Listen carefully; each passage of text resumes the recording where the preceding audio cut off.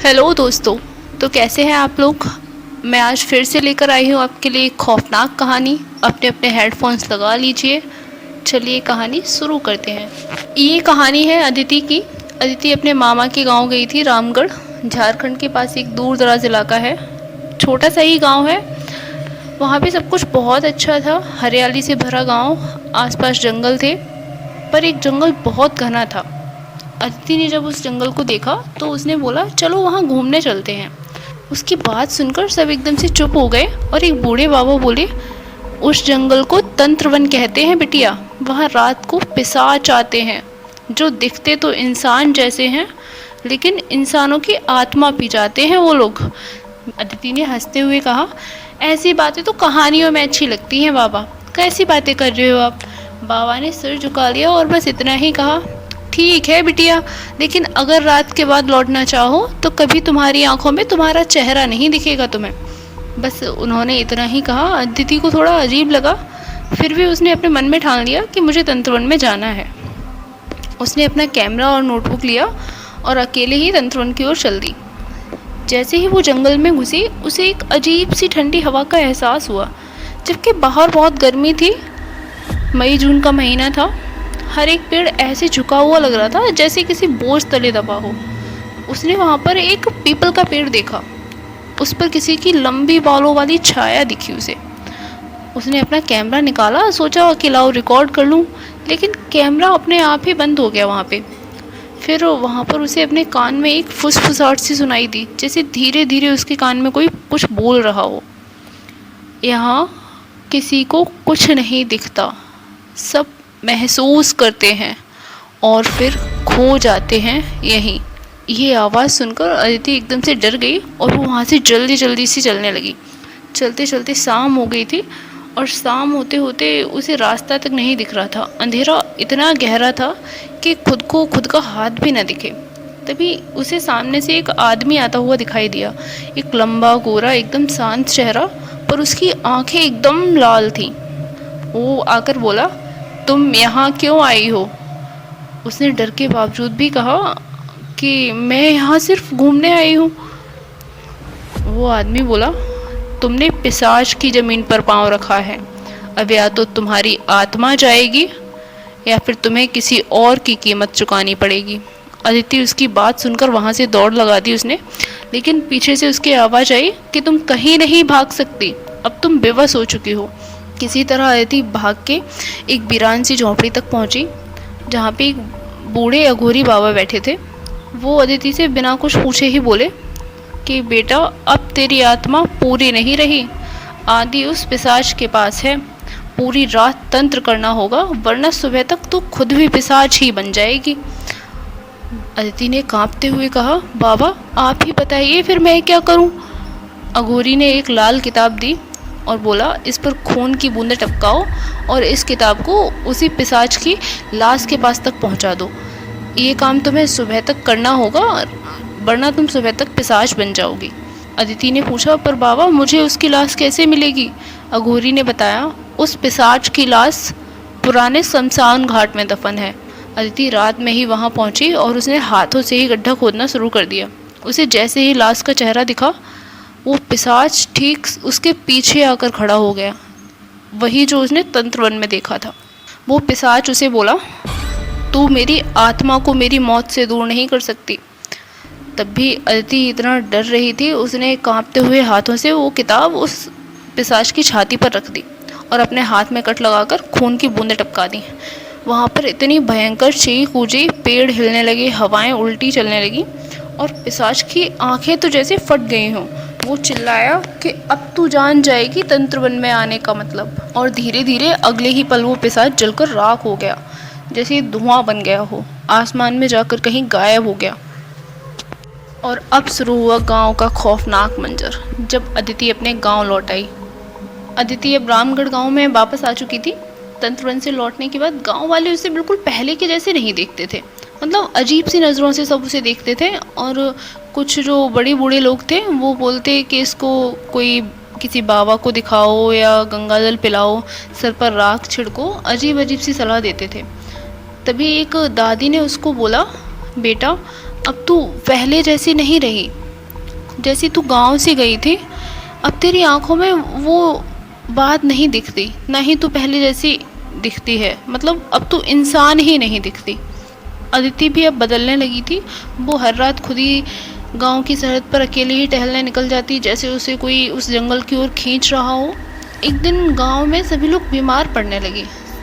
Doctors ने बोला कि अजीब सी बीमारी है, कुछ पता ही नहीं लग रहा। बस लोग खामोश होते जा रहे हैं और कुछ बोल नहीं रहे। तभी वहाँ पे एक बड़ी बूढ़ी दादी थी। उन्होंने कहा, ये वही लक्षण हैं जो पिछली बार आए थे, जब 1998 में कोई लड़की तंत्रबन से लौटी थी।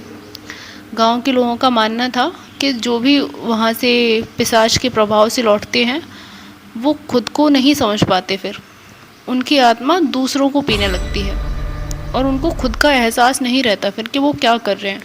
अदिति को भी अब डर लगने लगा था कि कहीं वो भी तो पिशाच नहीं बनती जा रही, क्या वो तो लोगों की आत्मा नहीं पी रही।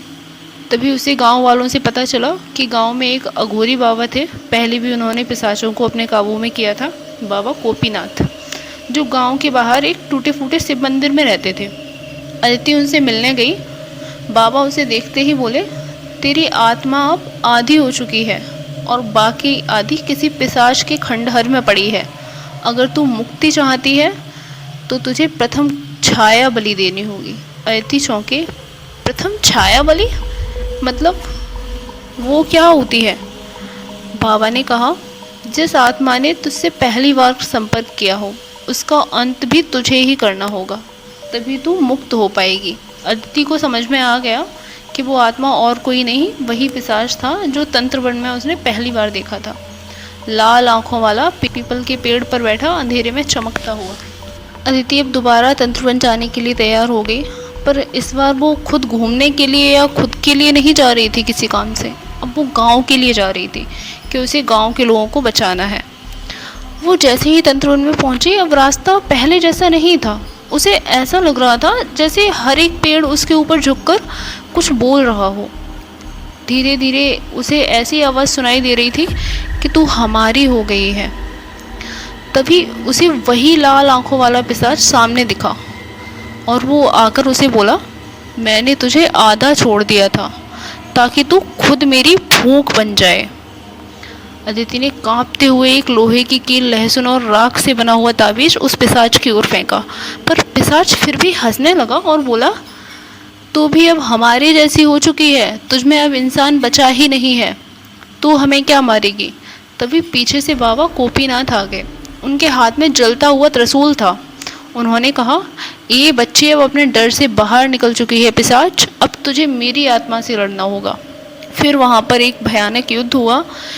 बाबा के त्रिशूल से बिजली निकलती, पेड़ हिलते, हवाएं उल्टी चलने लगी। पिशाच गरजता रहा कि मैं अमर हूँ, पर बाबा ने अपनी जान की आहुति तक दे दी उस पिशाच को खत्म करने के लिए। और फिर वो त्रिशूल अदिति को थमा दिया। अदिति ने उस त्रिशूल को पिशाच के सीने में उतार दिया।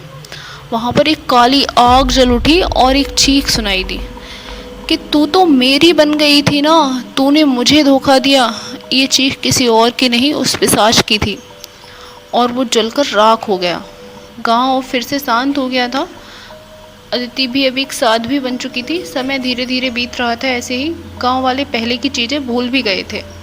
मगर फिर से कुछ ऐसा हुआ कि 2025 में अमेरिका से एक मशहूर शोधकर्ता आया जिसका नाम था डॉक्टर आर्यन मैथ्यूज़, जो पैरानॉर्मल रिसर्च में पीएचडी कर रहा था। उसे तंत्रवन के बारे में शायद इंटरनेट पे कुछ रिपोर्ट्स मिली थी कि वहाँ पर जाकर लोग लापता हो जाते हैं, आत्माओं की छायाएं कैमरे में कैद हो जाती हैं, पिशाच जैसी हरकतें मिलती हैं। डॉक्टर आर्यन को लगा ये सब अंधविश्वास है। उसने दिल्ली के पास से ही एक पत्रकार को अपने साथ लिया और तंत्रवन में आ गया और उसने वहाँ पे तंत्रवन में रिसर्च करने की ठान ली, अपना मन बना लिया पूरा। गांव वालों ने बहुत मना किया, अदिति ने भी बहुत मना किया कि नहीं, रहने दो, वहाँ से कोई वापस नहीं आता, तुम भी वापस नहीं आ पाओगे, और जो सो गया है उसे फिर से मत जगाओ वरना कुछ बहुत बुरा होगा। पर आर्यन हंसकर बोला, मैं इन चीज़ों को नहीं मानता और मैं विज्ञान से डर को मिटाऊंगा। मैं कैमरे, सेंसर और डिवाइस सब लेकर आया हूँ। अगर कोई आत्मा है भी तो मैं उसे पकड़ कर दिखाऊंगा आप लोगों को। आर्यन नहीं माना और चल दिया तंत्रवन में। उसने रात में ही कैमरे लगाए, इंफ्रारेड सेंसर लगाए और EMF रीडर चालू किया वहाँ पर। और रात के 1 बजे तक सब कुछ शांत था, वो लोग अपने तंबू में बैठे हुए थे। पर जैसे ही 1:13 बजा, सभी कैमरों ने एक साथ शोर मचाना शुरू कर दिया। जैसे सारे कैमरे जलने लगे। स्क्रीन पर सिर्फ धुआं धुआं दिख रहा था और चीखों की आवाज़ आ रही थी और एक लाल आंखों वाला चेहरा उन लोगों को दिखा। अगले ही पल सारे कैमरे जल गए। पत्रकार चीखता हुआ भागा वहाँ से और अगली सुबह उसकी लाश मिली गांव के कुएं में। उसकी आंखें खुली हुई थी पर उसकी आंखों में से पुतलियां गायब थीं। जब अदिति को ये खबर मिली तो उसने बरसों बाद अपनी तांत्रिक माला और इच्छा तंत्र निकाले। उसने कहा तंत्रवन अब तक सोया था पर उन लोगों ने उसे जगा दिया। अब पता नहीं क्या होगा, किसी की आत्मा बचेगी भी या नहीं। डॉक्टर आर्यन जो जंगल में बैठा था वो बहुत डरा हुआ था। उसने पहली बार खुद को किसी परछाई से बात करते पाया था। परछाई बोली, तू विज्ञान से हमें बांधना चाहता है, अब हम तुझे अपने अंदर बांधेंगे। अदिति वहाँ पहुँची पूरी तंत्र वाली मुद्रा में। माथे पे भस्म लगा रखा था, हाथों में जलता हुआ त्रिशूल था जो बाबा ने उसको दिया था, गले में रुद्राक्ष की माला थी और वो कुछ मंत्रों का जाप कर रही थी। तभी उसने तंत्रवन के बीचों बीच एक गोला बनाया, चारों तरफ कुछ आकृतियाँ बनाई राख से, और जैसे ही उसने मंत्र बोलना चालू किया, पिशाचों की आत्माएं जो बरसों बाद जागी थी वो अदिति से बोली कि तुम तो हमारी थी, तुम ऐसा क्यों कर रही हो। अदिति ने बोला, तुमने मुझे रक्षक बनाया था, आज मैं तुम्हारा अंत बनूंगी। पर एक मुख्य पिशाच था वहाँ का, सामबीर नाम था जिसका, वो हजारों वर्षों से छुपा हुआ था। पर आज वो भी प्रकट हुआ और बोला, तू हमें तो रोक सकती है पर इस विदेशी की आत्मा अब हमारी होगी। और उसने डॉक्टर आर्यन को उठा लिया। डॉक्टर आर्यन की आंखें एकदम लाल हो गईं और उसका शरीर हवा में लटक गया। अदिति ने जल्दी से महामंत्र रक्षा मंत्र पढ़ना चालू किया। ओम क्षिप्रम शांतिम कुरुदेव रक्त स्नाता छाया मुक्ति।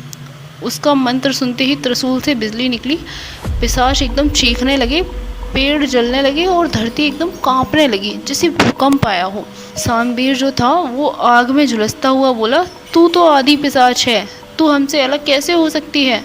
अदिति ने आंखें बंद की और कहा, क्योंकि मैंने डर को नहीं चुना, डर ने मुझे चुना था, पर मैंने खुद को इंसान बनाए रखा। और फिर अदिति ने त्रिशूल जमीन में गाड़ दिया।